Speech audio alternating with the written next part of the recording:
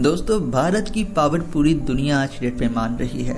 एक ऐसा ही काम भारत की जियोपॉलिटिकल पावर ने कर दिखाया है जिसको देखकर चीन भी खुद हैरान है और चीन भी वहां से फरार हो गया।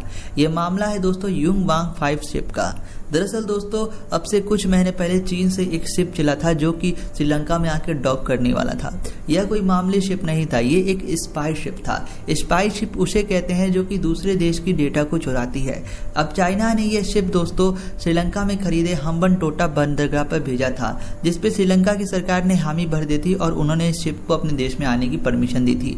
लेकिन जैसे ही ये बात भारत सरकार को मालूम चली तो उसने श्रीलंका में फोन लगाया और कहा कि किसी भी हालत में वो शिप वहां नहीं रुकनी चाहिए। अगर वो शिप दोस्तों हम्बनटोटा बंदरगाह पे रुक जाती है तो भारत के जितने भी परमाणु क्षेत्र थे या फिर बात करें जितने भी इसरो के जो केंद्र थे उन सभी को चाइना बहुत आराम के साथ ट्रैक कर सकता था। ये एक दोस्तों अत्याधुनिक शिप था जिसकी ट्रैकिंग रेंज 705 किलोमीटर की थी। इसका मतलब ये था केरल में जितने भी रिसर्च अनुसंधान है, जितने भी परमाणु रिएक्टर हैं, इन सभी का डेटा चीन चोरी कर सकता था।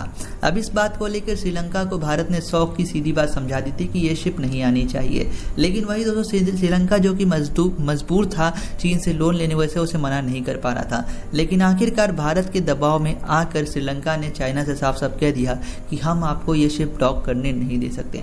हालांकि खास बात बताऊं तो जिस जगह ये लोग डॉक करने वाले शिप ये श्रीलंका की नहीं, ये चीन की थी। लेकिन फिर भी भारत के जियोपॉलिटिकल प्रेशर ने इस शिप को वापस लौटवा दिया।